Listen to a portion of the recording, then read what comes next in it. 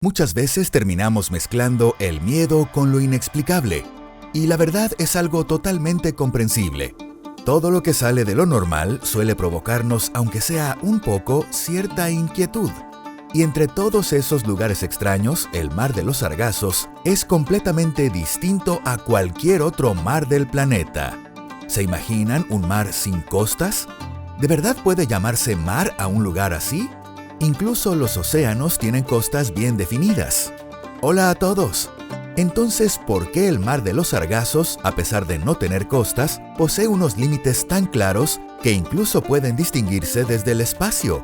Y al mismo tiempo, ¿por qué el tamaño de este extraño mar se describe de forma tan imprecisa entre 5 y 7 millones de kilómetros cuadrados? Una diferencia de 2 millones de kilómetros cuadrados parece una estimación bastante exagerada, ¿no creen? Sobre todo considerando que muchos mares de la Tierra son más pequeños que esa misma diferencia.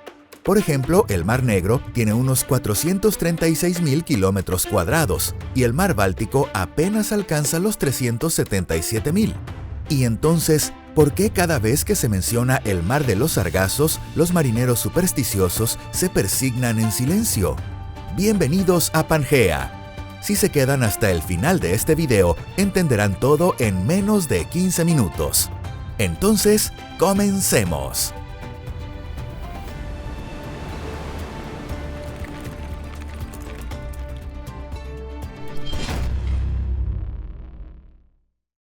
Un mar sin costas. Aún así, el Mar de los Sargazos sí tiene costas. Pero no se trata de tierra firme como continentes o islas, que es lo que normalmente imaginamos. En el caso del Mar de los Sargazos, sería más correcto hablar de fronteras que de costas. Sus límites poseen una presencia tan clara y definida como un acantilado rocoso golpeado por las olas. En el Mar de los Sargazos, las olas chocan contra corrientes marinas que forman un enorme anillo continuo y poderoso, impidiendo que el agua escape hacia el exterior. Está rodeado al oeste por la cálida y fuerte corriente del Golfo, al sur por la corriente ecuatorial del norte, al este por la corriente de Canarias y al norte por la corriente del Atlántico Norte. Así es como nace una enorme región de agua con una forma claramente definida y un tono marrón verdoso, diferente del resto del Océano Atlántico. Ese color se debe a las algas marinas que cubren la superficie del agua. Sin embargo, quienes llegan esperando encontrar un mar verde o marrón se llevan una sorpresa total. Igual que muchos viajeros que lo vieron por primera vez, probablemente quedarán sin palabras ante el intenso azul oscuro del océano. Es un azul profundo, casi como tinta, completamente distinto al típico color azul claro o grisáceo del mar. Aunque parezca extraño a primera vista, el agua del Mar de los Sargazos es tan transparente que la visibilidad bajo el agua supera los 60 metros. Uno imaginaría un mar turbio por culpa de las algas, pero la realidad es exactamente la contraria. Las algas realmente abundan, pero aquí no llegan ni barro ni arena arrastrados por ríos.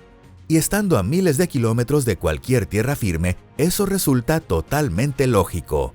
Tampoco hay casi plancton, que normalmente es otro de los elementos que enturbian el agua.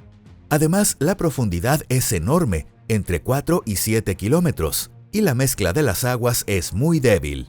Cuando entendemos que el agua limpia absorbe la luz roja y dispersa con facilidad la luz azul, resulta mucho más fácil comprender por qué el Mar de los Sargazos posee ese color tan profundo, parecido a la tinta.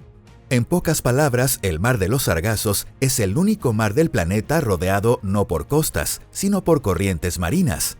Y además, esas 4 grandes corrientes forman un gigantesco sistema circular cerrado que envuelve al Mar de los Sargazos por los 4 costados y gira en el sentido de las agujas del reloj.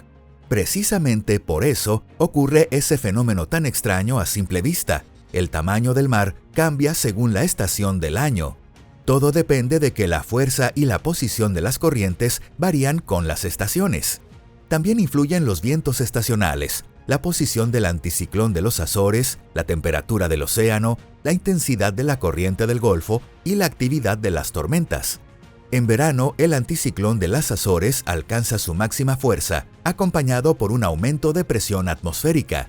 Como resultado, las corrientes se estabilizan y la parte central de la circulación se expande.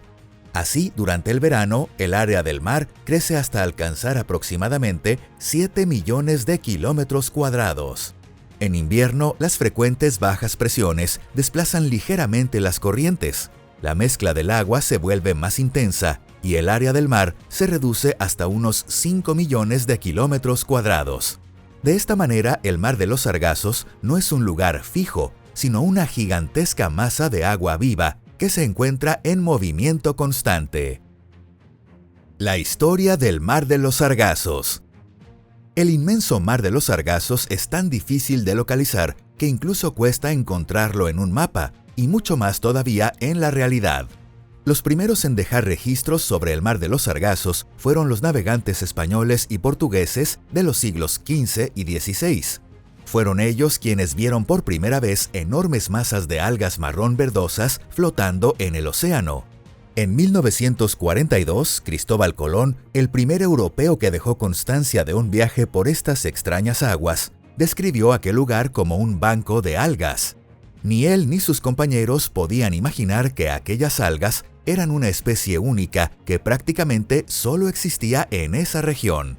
Lo que más llamó la atención de los marineros fueron las innumerables pequeñas burbujas llenas de aire. Esas burbujas envolvían las ramas de las algas y las mantenían flotando sobre la superficie. Como la forma y el tamaño de esas burbujas se parecían a las uvas silvestres de su tierra natal, llamaron a aquellas algas sargazo, usando el término portugués asociado a ese tipo de uva. Las masas de algas se extendían como una enorme alfombra y parecía que frenaban el avance de los barcos de vela. Si aquellos marineros hubieran comprendido realmente lo que estaba ocurriendo, seguramente habrían preferido rodear esa extraña región del océano. Además, por experiencia, sabían que una cantidad tan enorme de algas normalmente significaba que había tierra cerca. Claro que esa esperanza terminó siendo en vano, pero así avanzan siempre los pioneros, navegando en medio de la ignorancia. Es cierto que las carabelas de madera reducían su velocidad, pero la principal causa no eran las algas. En realidad, las algas apenas ofrecían resistencia a los barcos. El verdadero problema era la falta de viento, el factor más importante para la velocidad de los veleros. El centro del Mar de los Sargazos pertenece a una zona de alta presión atmosférica, una región de calma prácticamente permanente. Por eso, aquí casi siempre soplan vientos muy débiles. Si uno solo quisiera descansar un poco, el mar tranquilo y las aguas cristalinas serían un entorno perfecto. Pero para los barcos de vela que llevaban provisiones limitadas, una calma prolongada podía convertirse en una sentencia de muerte. En medio de ese clima silencioso y sin viento, los barcos podían quedar inmóviles durante semanas e incluso meses. Así nació la leyenda de El Mar de la Muerte, del que nadie podía escapar una vez entraba en él. Las historias de los viejos marineros sobre algas que se enredaban en la quilla y bloqueaban el timón eran en realidad simples invenciones. Aunque las algas podían causar alguna molestia, nunca formaban una masa tan densa como para atrapar ni siquiera a los veleros medievales, y mucho menos a los barcos modernos. Las algas se apartan fácilmente al paso del casco y casi nunca impiden el avance. Y ya que hablamos de El Mar de la Muerte, es imposible no mencionar el fenómeno conocido como agua muerta. Sí, el agua muerta existe de verdad. No se trata de agua mágica de cuentos de hadas, sino un fenómeno real creado por la naturaleza siguiendo estrictas leyes físicas. El agua muerta aparece cuando existe una fina capa de agua cálida en la superficie y debajo de ella una masa de agua fría la sustenta desde abajo, formando una frontera claramente definida entre ambas capas. En ese caso, la hélice del barco mueve principalmente la capa superior, menos densa, mientras la capa inferior permanece casi inmóvil. En la frontera entre ambas capas se generan ondas internas invisibles, y el barco comienza a arrastrarlas bajo el agua, perdiendo velocidad como si alguien estuviera frenándolo. Un barco que entra en una zona de agua muerta puede reducir su velocidad casi a la mitad, y bajo ciertas condiciones, este fenómeno también puede ocurrir en el Mar de los Sargazos. Imaginen lo que sentían los marineros al ver cómo el barco disminuía la velocidad, aunque el motor estuviera funcionando al máximo, como si algo invisible lo estuviera sujetando. No es raro que terminaran sospechando de fuerzas sobrenaturales. Pero la explicación real es mucho más simple. En esta región casi no hay viento y las aguas apenas se mezclan, por lo que se forma una estratificación extremadamente fuerte. Así fue como nació la leyenda de un mar capaz de retener a los barcos para siempre. Barcos hundidos e islas de basura. Después de escuchar tantas historias sobre el agua muerta y las algas que atrapaban barcos, uno casi termina creyendo la leyenda de que, en pleno centro del Mar de los Sargazos, existe una isla formada por restos de naufragios. De hecho, muchísima gente lo cree. Entre ellos estaba el talentoso escritor soviético Alexander Belyayev. En su obra La isla de los barcos perdidos, un título que lo dice absolutamente todo, describió de manera muy convincente la vida de los habitantes de esa isla, rodeados de piratas y de incontables tesoros ocultos en barcos hundidos, mientras luchaban por sobrevivir. Y aunque la descripción resulta increíblemente realista, por suerte una isla así nunca ha existido, ni en el pasado ni en el presente. Eso sí, muchísimos barcos, especialmente durante la era de la navegación a vela, encontraron realmente su final en el Mar de los Sargazos. Las causas eran muy variadas: escorbuto, incendios, averías, huracanes que azotaban las zonas cercanas al Mar de los Sargazos y muchas otras desgracias más. Pero los restos de los barcos no se acumulaban en un solo lugar, sino que las corrientes los dispersaban por todo el Atlántico. Incluso si los restos de varios barcos llegaran a juntarse en un mismo punto, una isla flotante así desaparecería muy rápidamente. De hecho, sería mucho más fácil que surgieran islas de naufragios en el Mar Negro o en el Mar Báltico. A diferencia de ellos, el Mar de los Sargazos posee profundidades inmensas, y todo lo que entra en el centro de su circulación termina hundiéndose lentamente en el abismo. En otras palabras, los barcos simplemente se hunden hasta el fondo, a profundidades de entre 4 y 6 kilómetros. Lo que sí es muy probable es que a lo largo de los siglos una enorme cantidad de barcos haya quedado descansando en el fondo del Mar de los Sargazos. Debido a las bajas temperaturas y a la escasez de actividad biológica, estos restos pueden conservarse durante muchísimo tiempo. Aunque claro, con semejantes profundidades, ¿cómo podría alguien llegar hasta allí? En cuanto a las enormes masas de basura, su tamaño suele estar bastante exagerado. Aún así, es cierto que el Mar de los Sargazos forma parte del gigantesco remolino de basura del Atlántico Norte, y las corrientes arrastran hasta aquí plásticos, redes de pesca, botellas y microplásticos, es decir, residuos de la civilización humana. Sin embargo, esta contaminación artificial no forma una isla continua como las famosas acumulaciones de basura frente a las costas africanas o a la enorme isla de residuos del Pacífico situada entre California y Hawái. En el Mar de los Sargazos, la basura también se extiende por una zona enorme, de entre 1 y 3 millones de kilómetros cuadrados, pero su concentración sigue siendo mucho menor que en el Océano Pacífico. Las corrientes llevan basura hacia esta región, pero al mismo tiempo también la dispersan por todo el mundo, evitando que se compacte en una sola masa parecida a una isla. La mayor parte de esos residuos termina hundiéndose y acumulándose en el fondo marino como un regalo para las generaciones futuras, mientras otra parte se descompone lentamente bajo la acción del sol y del tiempo. En resumen, como ya habrán notado, el Mar de los Sargazos posee una reputación perfectamente merecida como un mar maldito, apareciendo constantemente en leyendas y relatos populares sobre misteriosas desapariciones de barcos. Y no es de extrañar.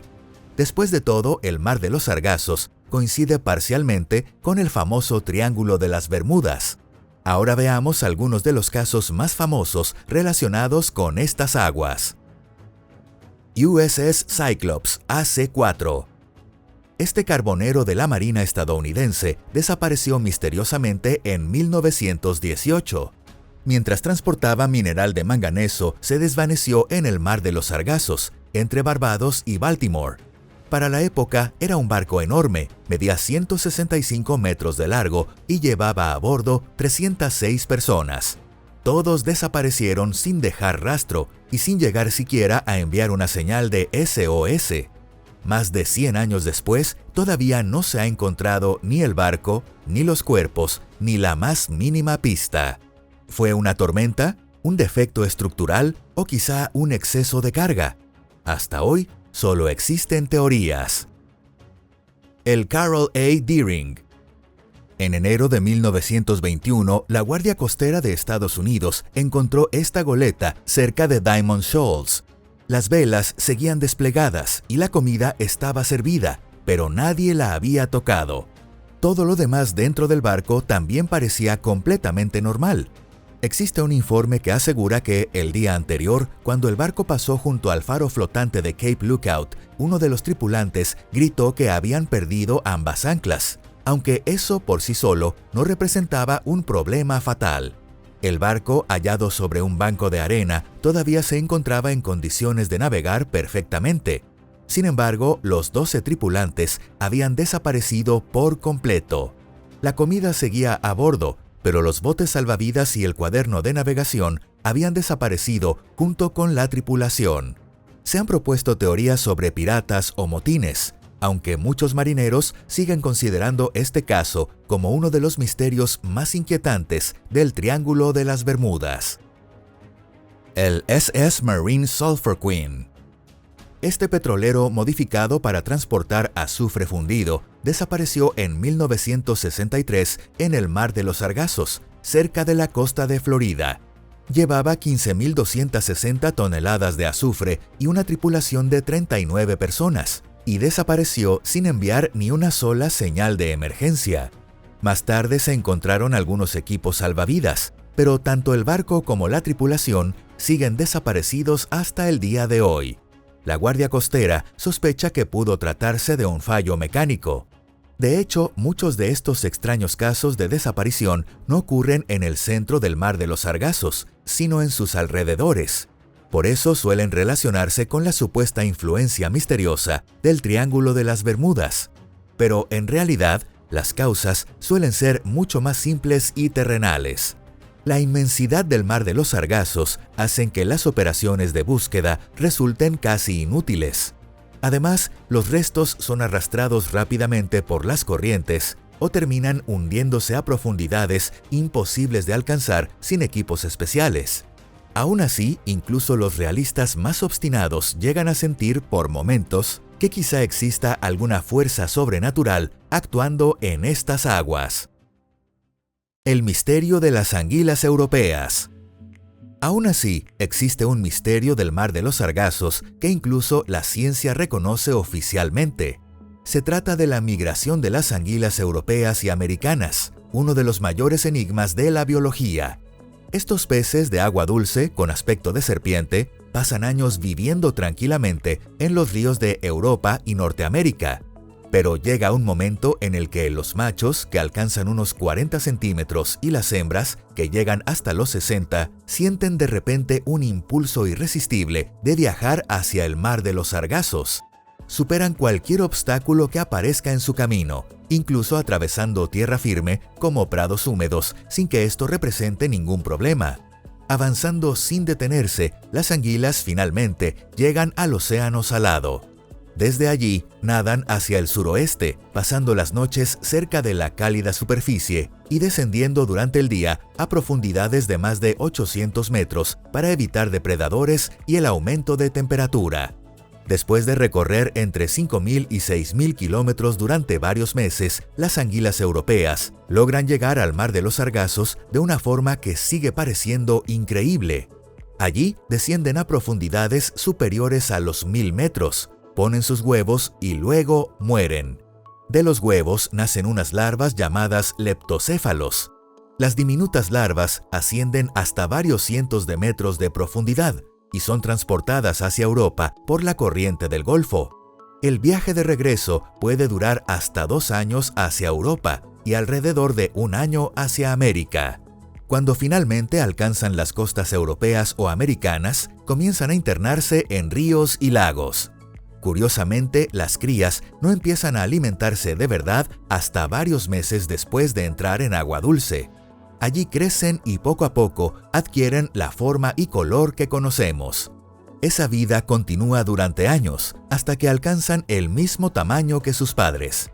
Y entonces, una vez más, parten hacia el misterioso y desconocido Mar de los Sargazos, como si algo invisible las estuviera llamando. Así, los científicos han logrado seguir prácticamente cada paso de estas anguilas. Pero todavía queda una única pregunta sin respuesta.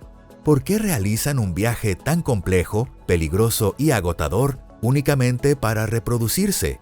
Aunque bueno, supongo que no será una especie de luna de miel. Sea como sea, no hay duda de que este mar es el nicho ecológico de fauna más extraño del planeta.